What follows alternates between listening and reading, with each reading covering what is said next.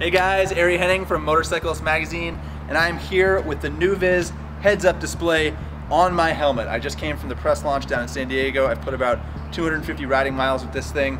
For those of you that don't know, Nuviz, based out of San Diego, California, founded in 2013. They were supposed to have their first product out the winter of 2014. That didn't happen. Here we are, summer of 2017, and it is finally here. You can actually go buy this online tomorrow.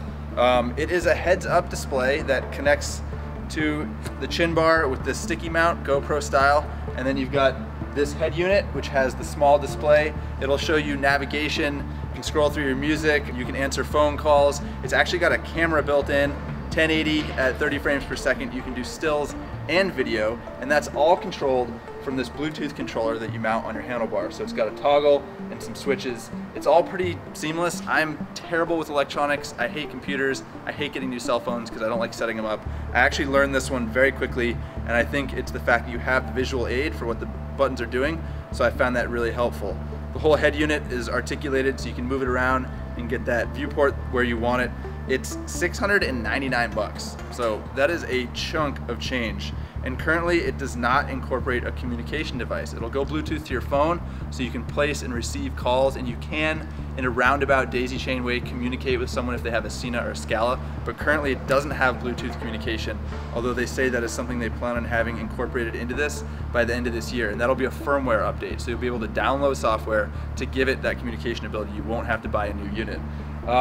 It is a little bit heavy, it is quite large, it does stand out quite a bit on the front of your helmet.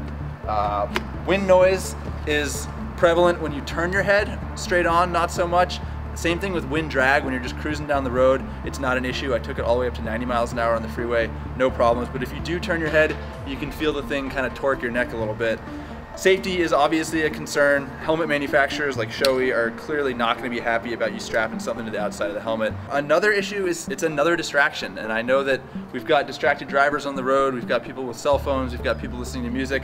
We don't need another thing to distract us. As my friend Abby from Bike Curious pointed out, it's real easy to ignore if you want. If you want to just glance down at it to check your directions, you can do that, but there is no denying that it's another thing on your motorcycle, on your helmet to interact with, and it is going to require some attention. That's going to require removing your attention from the task at hand, which is riding. But you know, that's something for you to determine. You can form your own opinion on whether or not it's worth it in terms of safety and whether or not it's worth it in terms of functionality and performance. My favorite aspect of this is for navigation. Getting down to San Diego yesterday, I pulled over 3 times to pull my phone out to check to see where the hell I was going. With this thing, you can use the phone app to download maps.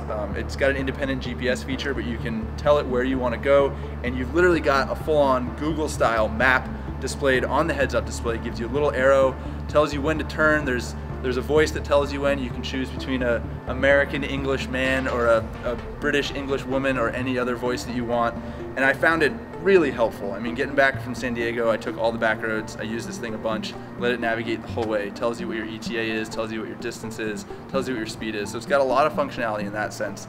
The camera is really easy to use. Single button to activate it, a long push to get video footage. I recorded a bunch of footage today. All right, this is riding with Nuviz heads-up display. So it just said after a quarter mile, go straight ahead, enter the highway. Thank you very much, Nuviz.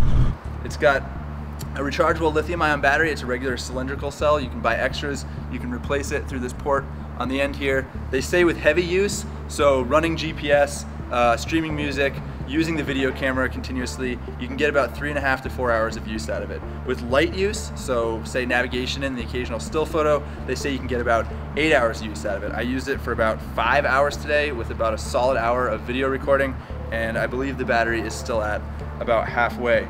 So there you have it, the first heads-up display for motorcycles.